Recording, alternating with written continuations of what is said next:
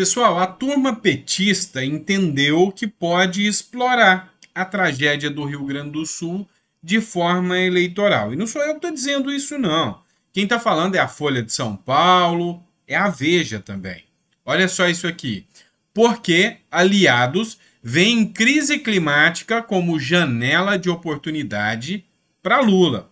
Lula, depois de estar numa situação deplorável em relação à sua aceitação pelo público, ele aposta que se ele for o grande salvador do Rio Grande do Sul, ele vai melhorar sua imagem diante do Brasil. Ministros e parlamentares aliados passaram a considerar a tragédia gaúcha uma janela de oportunidade, com potencial até para ser um divisor de águas no terceiro mandato de Lula. Um dos mais importantes quadros da oposição disse à Veja que concorda com essa análise. Nos dois lados da trincheira, da polarização, alega-se que a crise dá ao presidente a chance de mostrar liderança e capacidade administrativa, ativos que andam em falta na Praça dos Três Poderes, além de empatia com a população numa crise que sensibiliza todo o país. Se bem sucedida, a reação oficial poderia virar uma nova marca do governo, que ainda tem como base programas antigos como Bolsa Família e o Minha Casa Minha Vida. Também poderia reforçar o contraponto a Jair Bolsonaro, que desdenhou da gravidade da pandemia de Covid, responsável pela morte de mais de 700 mil pessoas. A bandeira do Lula, a estratégia do Lula vai ser: olha só como eu lido com uma situação de crise. Tá, a gente precisa entender. O governo federal, se teve uma coisa que ele não foi, é ágil em relação ao Rio Grande do Sul. Só que ele viu a oportunidade e a janela eleitoral que se abre para ele aqui. E a partir de agora o Rio Grande do Sul passou a ter importância. A oposição critica o Lula, e muito. Segundo eles, Lula, literalmente, só quer se beneficiar com o Rio Grande do Sul e a tragédia. A Veja está falando isso, a Folha de São Paulo está fazendo isso. Por outro lado, os senadores de oposição, deputados de oposição, como o Flávio Bolsonaro, publicaram aqui um vídeo. Lula não é humano, nem na tragédia. O fotógrafo expulsa o povo para montar uma imagem de Lula abraçando a brigada. E aqui, a publicação deles diz o seguinte, que foi tudo uma cena armada e eles só queriam a foto perfeita. Que o Lula está pensando 24 horas por dia em eleição e reeleição. Tá vendo? Preparado, veio e na hora da foto deu o beijo nela. Estava lá do lado e essa é a crítica que faz toda a oposição. Esse vídeo está circulando em todas as redes sociais de que o repórter veio e preparou a cena perfeita. O jornal O Antagonista fez inclusive uma matéria falando a foto perfeita que o Lula queria. Ou seja, mostrando que ele está usando tudo isso dentro de uma estratégia eleitoral para limpar a barra dele pela falta de gestão, vai pelo menos dizer, não, eu sou um bom gestor de crise. Tá vendo? O que aconteceu, eu resolvi o problema. Enquanto isso, a oposição faz o papel de mostrar que tem muito mais gente ajudando do que o Lula. E o Lula vai querer levar o mérito de tudo isso. Dá uma olhada só, um vídeo em que o governador do Mato Grosso manda uma doação do Agro Malvadão. 50 milhões para o Rio Grande do Sul. E aí, um vídeo onde o Eduardo Leite recebe bem a ajuda do Agro Malvadão e da direita malvadona. Deus abençoe você aí, cara, de comunicar oficialmente, acabou de aprovar lá na Assembleia Legislativa do Estado de Mato Grosso, né, aquilo que eu já lhe havia falado, que o Estado de Mato Grosso vai fazer uma doação, né, de um fundo que nós temos aqui, que é um fundo que é pago por produtores rurais do Estado de Mato Grosso. Dentre eles são milhares de brasileiros que para cá vieram, muitos deles gaúchos. Nós vamos doar 50 milhões de reais para ajudar aí vocês na reconstrução do Estado. Nós estamos assim muito consternados, muito impactados com essa tragédia. Eu espero que Deus, acima de tudo, possa abençoar vocês. E eu tenho certeza que o Rio Grande do Sul, que é um grande estado da nação brasileira, vai mostrar toda a sua força, toda a sua capacidade e vai se recuperar. Então, uma forma da gente ajudar, doando esses 50 milhões de reais, tirando de um fundo que é pago por produtores para fazer infraestrutura aqui no nosso estado. A gente está tirando 50 milhões para doar para vocês aí, para ajudar. É pouco, mas eu tenho certeza que ajuda. Todos que puderem ajudar. E eu estou assim, torcendo para que vocês, o mais rapidamente possível, consigam se recuperar.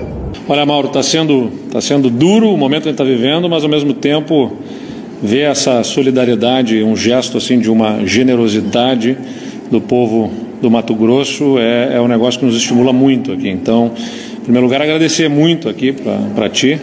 Deus abençoe você aí, cara, te comunicar. E vamos lá, como disse o próprio Bruno Zamberg, que fez essa publicação, é doação, não é empréstimo. É um Estado pegando o fundo do agro, tá? Porque o agro lá, ele faz um fundo, e esse fundo é para investimento em infraestruturas, é o Mato Grosso doando para o estado do Rio Grande do Sul. Tá aqui, é para você reconstruir o estado. Não precisa devolver nada. Não precisa pagar juros, não é empréstimo. E aí é lógico que está sendo feita a comparação com as medidas anunciadas até agora pelo governo federal. E olha só, o Eduardo Leite, que está fazendo muitas críticas, né, à atuação do governo Lula, inclusive ao fato de ter nomeado o Pimenta como interventor. O Pimenta falou, não, o Eduardo Leite deve muito a nós. Afinal, ele só foi eleito por causa do PT, então nós não somos inimigos. Ou seja, ele meio que está jogando na cara, tá vendo? Você precisou da gente para se eleger. O PT cobra, é assim que funciona.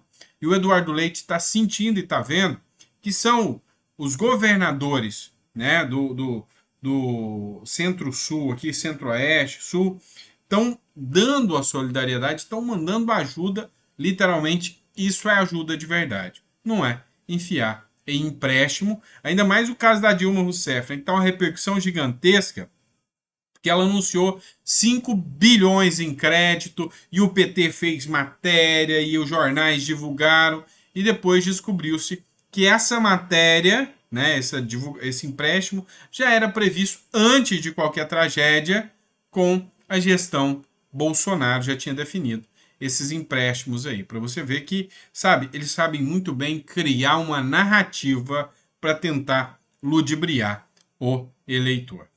E olha só, olha o que aconteceu aqui na Venezuela, né, no país vizinho, né? O Maduro fechou o hotel onde o candidato da oposição se hospedaria durante um evento de campanha. Pois é, como o Maduro cortou quase todos os candidatos de oposição da Venezuela, um ou outro resolveu receber o apoio da Maria Corina e falou, não, eu vou fazer campanha mesmo. E resolveu marcar um discurso. E se incomodou demais o Maduro. Ele não gostou. O que ele fez? O hotel onde ele ficaria hospedado, o Maduro mandou fechar. Mandou fechar para ninguém participar de um evento da oposição. Quem fez a publicação foi a Fernanda Loubeck, citando a revista Oeste, e ela escreveu o seguinte: a democracia relativa apoiada pelo... ela escreveu a palavra presidiário da República, né, pelo presidente da República, o Lula, que ficou preso aí por um tempo, diga-se de passagem, acusação de corrupção. Vamos lá, matéria do Gazeta Brasil, pessoal. Justiça de Santa Catarina libera 230 presos em Itajaí devido à superlotação. A Justiça de Santa Catarina determinou a liberação de cerca de 230 detentos do regime semiaberto do complexo penitenciário de Itajaí, no litoral norte do estado. A medida, tomada em decorrência da superlotação da unidade prisional, deve ser cumprida até a próxima segunda-feira. E eu te pergunto, como é que fica a população, hein? Tá superlotado? Tá. O Estado tem as medidas de repressão, o Estado tem tomado as medidas certas para, sabe, para conter os crimes? Não. Os crimes continuam acontecendo? Sim. É uma via crucis para um bandido sair da condição de livre para chegar a ser preso. É simples assim. Uma condenação leva anos e anos, às vezes prescreve. E aí o que acontece? A justiça vem, fala que está superlotado e solta 230 presos na região de Itajaí. Imagina a região como não fica insegura nessa situação. É o Brasil, né? Infelizmente, é o Brasil como ele efetivamente é, tá? Vamos lá. Última matéria. Vocês viram que eu falei no último editorial que o Lula tinha... o Brasil comemorou, né? Não o Brasil, o Lula mesmo. Comemorou porque Cuba foi retirada da lista de terror dos Estados Unidos. Acontece que agora a ONU está cada vez mais criticada, né? Cada vez mais criticada. E, sabe, todos os que apoiavam a lista de terror, né? Aquele grupo que gosta de causar o terror, está começando a ser desmascarado. Exemplo, a ONU. A ONU revisou os dados do Hamas após muitas críticas e reduziu mortes de mulheres e crianças em Gaza pela metade. Tudo que o Hamas falava, a ONU acreditava. Tudo. E agora a ONU começou a ser pressionada, até porque teve uma filmagem de Israel com drones que mostraram membros desse grupo, Hamas, saindo de dentro da agência da ONU e atacando palestinos. O maior mal para os palestinos é o próprio Hamas. E aí, o que aconteceu? Teve que rever. O Gabinete da ONU para a Coordenação de Assuntos Humanitários, OCHA, fez uma revisão neste mês dos números divulgados pelo Hamas sobre a morte de civis na faixa de Gaza, passando a adotar uma contagem bem abaixo do indicado inicialmente pela milícia palestina. Então, como que a ONU confia em dados de uma milícia?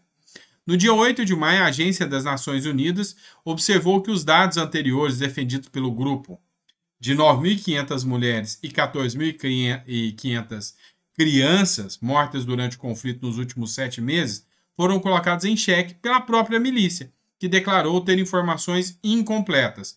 A ONU não consegue verificar de forma independente esses dados e parte para os números revelados pelo Ministério da Saúde e pelo Escritório de Imprensa de Gaza, ambos controlados pelo próprio Hamas. Ou seja, são eles que ditam as regras. Aí vem o presidente da República, pega esses números, o Lula, e, sabe, triplica esse valor, quadruplica esse valor, fala que tem mais gente que foi vítima de Israel do que gente que efetivamente existe lá.